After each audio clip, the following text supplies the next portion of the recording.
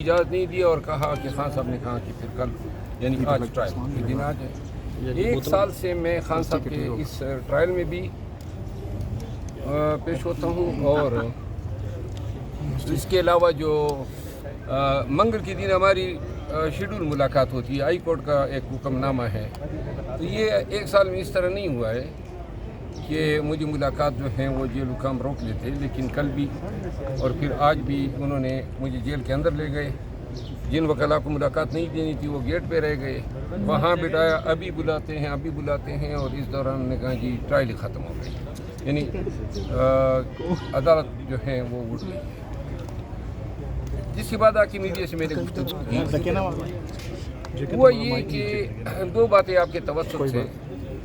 Political committee के सामने जब ये मैटर ले जाया गया तो एक तो पॉलिटिकल कमेटी का मेंबर होने के बावजूद मुझे कोई इत्तला नहीं दी गई, नंबर 1। नंबर 2, वहाँ फिर मेंबरान को कहा गया, एक मिनट जरा खामोश, मेंबरान को कहा गया कि जी सऊदी सफ़ीर ने खान साहब को इत्तला दी है कि जी सऊदी हुकूमत को मेरे नाम पे रिजर्वेशंस हैं, तो शिबली फराज साहब ने यह फरीज़ा अदा किया और आगे जाके ये इत्तला दी।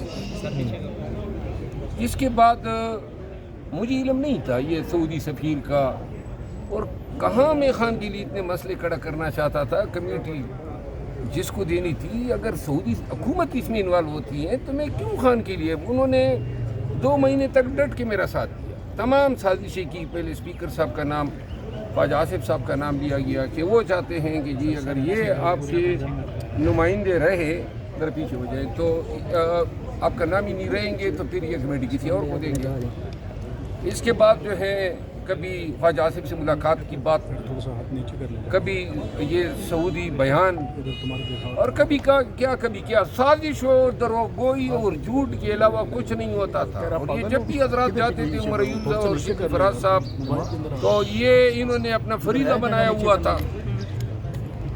तो मैंने फिर आज आके ऐलान किया कि मुझे तो ये सऊदी सफ़ीर का भी पता नहीं था कि उन्होंने कोई पैगाम दिया है, और मैं क्यों खान के लिए इतने प्रॉब्लम क्रिएट करूं। तो मैंने आज खुद कहा कि मैं सऊदी सफ़ीर के इस मुतालबे के बाद खुद ही वॉलंटरीली दस्तबरदारी का ऐलान करता हूं कि खान जिसको देते हैं दे दें। मैं मज़ीद कोई तनाव, कोई बोझ, कोई टेंशन, कोई प्रॉब्लम उनके लिए, और अगर खान कभी इशारा भी करेगा तो ये मेंबर नेशनल असेंबली भी जब भी वो कहेंगे तो मुझे इसकी ज़रूरत नहीं है। ना मैं बनना चाहता था, खान के कहने पे बना। ये भी खान जब भी कहेंगे ये उसकी अमानत है, और मैं बिल्कुल यानी ना मुझे ज़रूरत है। ये बात मैंने की। लेकिन 2 बातें और। पॉलिटिकल कमेटी में जिस रात को इजलास हुआ जिसमें मैं नहीं था और न ये एजेंडा आइटम था, वहाँ जुमला मेंबरान से हल्फ बिल कुरान लिया गया कि ये बातें शेर अफजल को नहीं बतानी है। ये भी ज़रा सुन लें, ये चीज़ें आहिस्ता आहिस्ता खुल रही है। ये किस तरह की सियासत हो रही थी कि कुछ जो मेरे से रिलेटेड मैटर था, आपने मुझे सुनवाई का मौका नहीं दिया, मुझे बाखबर नहीं किया, फिर आप इसको छुपा रहे हैं। किससे छुपा रहे हैं? झूठ है तो छुपा रहे हैं। तो उनसे हल्फ बिल कुरान लिया गया थोड़ा, और ये सऊदी सफ़ीर की बात उधर भी की गई। लेकिन आपको लगता है सऊदी सफ़ीर की बात सही है कि उन्होंने खान साहब को बताया? ये तो आप साफियों का काम है कि आप जाएं सऊदी सफ़ीर से चेक करें। देखिए, अब सऊदी सफ़ीर की बात सच हो या झूठी वो मैंने नहीं बनना है, ठीक है, लेकिन खान को मिसगाइड करना जो है ये इस तरह नहीं है। ये सारी अब तो सियासत को अब थोड़ा बहुत समझ गए हो। 90% झूठ बोला जाता है। खान बेचारे को कुछ इल्म नहीं है बाहर क्या हो रहा है, और मेरी आदत ही नहीं है ये साजिशें करने, ये एक दूसरे की लातें खींचने का। ये तो अब आहिस्ता आहिस्ता इदराक हो रहा है। इनसे ये भी बात नहीं है कि कोई भी चीज़ कंकाक्ट करके बता दे। सुने, मैं अपनी बात खत्म करूं। लिहाजा मैंने आज ऐलान किया।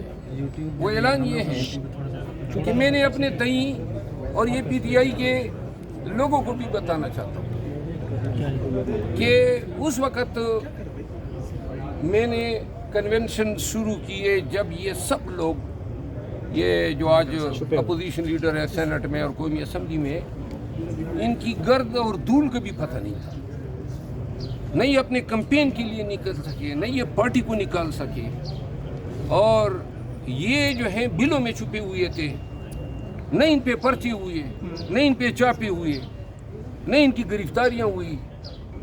لیکن جب خیبر سے لے کے کراچی تک کمپین کیا اور پارٹی کو اٹھایا، تو میرا یہ حق پارٹی پہ ضرور بنتا ہے کہ میری بے قدری نہ ہو۔ انہوں نے کیا کیا ان دو حضرات نے کہ پہلے میرے بھائی کو انہوں نے کے پی کابینہ سے، جس کے لیے میں نے استعفیٰ بھی بھیجا تھا، لیکن بے توقیری کرنی تھی تو انہوں نے ڈی نوٹیفائی کیا۔ یہ پی ٹی آئی کے ورکرز ہوں گے، کیا اس پارٹی کا میرے ساتھ اس طرح کا رویہ بنتا تھا؟ نمبر 1۔ نمبر 2، یہ 2 مہینے سے خان پبلک اکاؤنٹ کمیٹی کا مجھے علم نہیں تھا۔ عمیر نیازی صاحب نے مجھے فون کیا کہ بیرسٹر گور صاحب اور میں گئے تھے، اور خان نے اپوزیشن کے لیڈر کے لیے عمر ایوب صاحب کا اور پیک کے لیے آپ کا نام دیا۔ یہ تو اس وقت کی بات ہے جب عمر ایوب صاحب کی نامینیشن اور میری 1 دن ہوئی تھی۔ ذرا پلیز خاموش ہو جائیں۔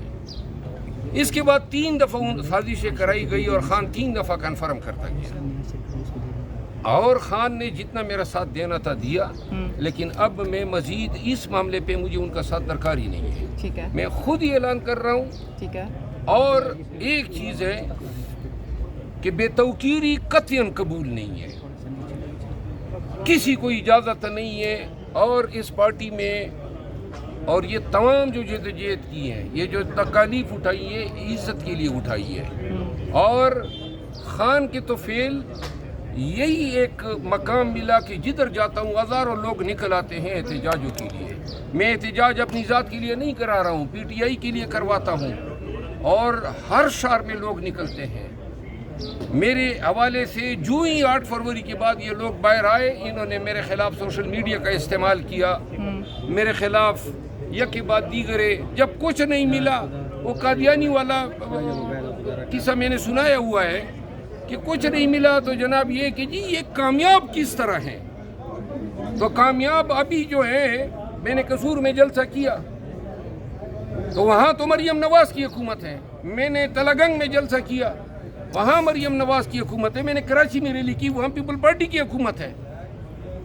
تو وجہ اس کی یہ ہے کہ جب کسی کام کا تہیہ کر لیتے ہیں تو گرفتاری ہو، مار داڑ ہو، کچھ بھی ہو، پورا کر کے دم لیتا ہوں۔ اس طرح نہیں ہوتا ہوں کہ 5 سپاہی کھڑے ہو جائے اور پھر کہتے ہیں کہ جناب احتجاج ختم۔ ایک جگہ پہ کوئی بتا دے، پورے پاکستان میں پھرا ہوں، تمام احتجاج کیے اور اختتام تک پہنچائے ہیں۔ کبھی پولیس کے آگے، یہ ریاستی اداروں کے آگے ہتھیار نہیں ڈالے، یہ میرا وتیرہ ہی نہیں ہے، اور یہ سب کچھ عزت اور تکریم کے لیے کیے۔ تو لہٰذا میں نے فیصلہ کیا ہے کہ چونکہ اور خان نے ایک وقت میں احتجاج کی ذمہ داری مجھے سونپی، پاکستان بھر میں احتجاج کرنا تھا، میں بڑا خوش تھا، اور رمضان میں میں نے یہ بیان